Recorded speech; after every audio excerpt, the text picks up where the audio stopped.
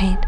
It's the wizard who should be afraid of me. What if Wicked 2 doesn't follow the musical's path? What if Oz itself is on the brink of collapse? Whispers of revolution echo through the streets, and the world as we know it is unraveling? Today, on ScreenRant, we're diving into what a new plot for Wicked 2 could be. You're green. I am.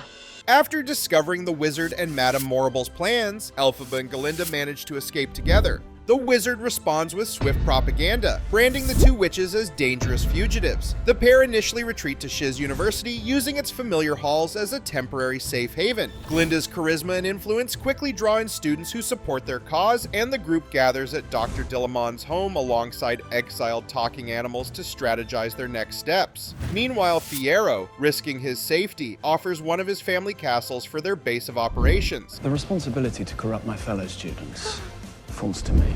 Giving the rebellion a stronghold in the wilderness. Here, Galinda begins to learn sorcery from Elphaba, adding a new layer to her character's arc as she transforms into a figure of real power. Nessarose, mourning the sudden death of her father, reluctantly steps into the role of governor of Munchkinland. She outwardly aligns herself with the wizard, using this facade to gain his trust and infiltrate his inner circle as a double agent. Her role grows increasingly precarious as she balances her covert loyalty to Elphaba and Glinda with the wizard's demands. The final catalyst occurs when Nessarose, as the governor of Munchkinland, intercepts one of the wizard's secret plans. The wizard is advancing a devastating mass expansion of the Emerald City's borders into Munchkinland. Under the guise of progress, he deploys his forces to strip the land of its resources and subject its animals and people of Munchkinland to brutal labor. This plot is concealed beneath layers of propaganda, using the Brick Road as an excuse, claiming to bring prosperity to all. Horrified by its implications, Nessa smuggles the information to Elphaba through Bach, who is her trusted contact. The news shakes Elphaba to her core. If the wizard succeeds, Munchkinland will be destroyed, and the people will suffer as Oz becomes an empire. The friends devise a plan in which Glinda suggests to the wizard and Madame Morrible that her personality and charm can keep the people appeased. All the while, she continues to work with Elphaba, Nessarose, and Fiyero. To bolster their plan, Elphaba secretly reaches out to the Flying Monkeys, long oppressed under the wizard's rule. Their leader, Chistery, agrees to ally with Elphaba on the condition that she liberates them from the magical spells binding their will. This adds another layer of tension as Elphaba's promise forces her to confront her own unchecked magical power and its consequences.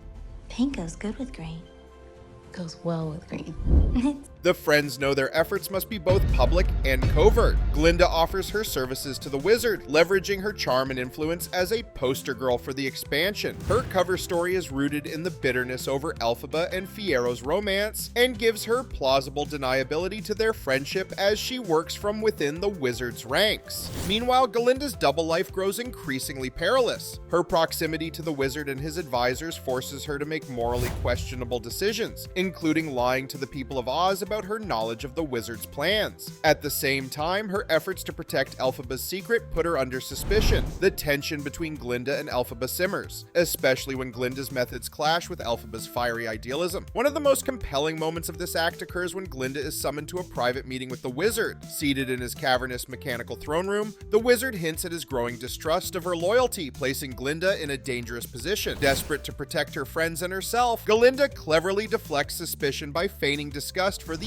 Wicked Witch, cementing her false allegiance. The turning point comes during a public ceremony where the wizard unveils his grand expansion plans. Using her access throughout the city, Glinda provides routes into Emerald City for her friends to orchestrate a staged protest to disrupt the event. However, the plan goes awry when Nessarose, emboldened by her success as a covert operative, unexpectedly leads an armed group of munchkins into the city. The protest turns violent as guards clash with the rebels. In the chaos, Elphaba makes a daring appearance, using her magic to shield Nessarose's group from harm. This public display reignites rumors of the Wicked Witch's survival, throwing the city into a frenzy. The wizard seizes the moment to declare martial law, branding Elphaba a terrorist and doubling down on his efforts to crush dissent. Nessarose's sudden boldness fractures the group. Glinda accuses her of recklessness, while Nessa lashes out at Elphaba for not doing enough to protect their homeland sooner. Elphaba, burdened by guilt and the growing stakes of their rebellion, begins to question whether victory is even possible. The wizard, now fully aware of the threat threat posed by the Resistance, enacts his ultimate weapon, an army of mechanical beasts powered by Madame Morrible's magic. These creatures are unleashed on Munchkinland, turning it into a battlefield. Elphaba, Glinda, and Nessarose realize they must unite their efforts to stop him once and for all. The climactic confrontation takes place on the steps of the Wizard's Palace. Elphaba, wielding her formidable magic, leads a diverse coalition of rebels, including Munchkins, flying monkeys, and disenfranchised citizens of the Emerald City against the Wizard's forces. Meanwhile, Glinda and Fiyero use their influence and leadership to expose the Wizard's lies and rally the wealthiest people of the Emerald City, inspiring them to join the fight. As the battle rages, Nessa and Bach infiltrate the palace, determined to sabotage the Wizard's machines from within. In a poignant moment, Nessarose destroys the magical core powering the Wizard's army. The act costs her her life, but her sacrifice cripples the Wizard's forces and turns the tide in favor of the Resistance. In the final showdown, Elphaba and Glinda confront the Wizard in the ruins of his throne room. The Wizard, cornered, powerless, and desperate, sends Morrible after the duo.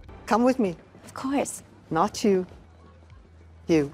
Miss Elphaba. The three women fight throughout the palace, with Glinda and Elphaba traversing towards the imprisoned animals in order to free them. Overrun by the now-released animals, Morrible is finally defeated. Meanwhile, the Wizard tries to make his escape, but not before he is captured by the people of Oz and put on trial for his crimes. Because of his pleas for mercy, Elphaba spares him, but on the sentence of exile from Oz for good. With the Wizard gone, Glinda takes up the mantle of leadership in the Emerald City, placing Bach as governor of Munchkinland in Nessarose's stead. Glinda pledges to rebuild Oz as a land of equality and justice. Elphaba, her reputation as the Wicked Witch no longer in place, chooses to work for the rights of all creatures of Oz alongside Fiyero. The Glinda, Elphaba, Fiyero, and Bach promise to honor Nessarose's memory by continuing to fight for a better world in their own ways, and celebrate her bravery annually in Munchkinland. Wicked 2 reimagines the battle for Oz as a story of rebellion, sacrifice, and redemption. By exploring the moral complexities of its characters and their fight against tyranny, the film delivers an emotional and thrilling continuation of Elphaba and Glinda's journey. The revolution leaves Oz forever changed, proving that even in the face of overwhelming odds, unity and courage can light the way toward a brighter future. Could Elphaba's political leanings help set the stage for a more respectful Oz? And how will Glinda's leadership shape the land's next chapter? The Land of Oz may have won its freedom, but the next steps are uncharted, leaving audiences to wonder what awaits in the Emerald City's future. And that's our alternate part 2 for Wicked. What do you think? Would you like to see a battle for the freedom of Oz? Do you have your own theories on what could take place if the studio scrapped the actual second half of the Broadway show? Let us know in the comments. And don't forget to like and subscribe to ScreenRant for more movie imaginations. Sorry, miss.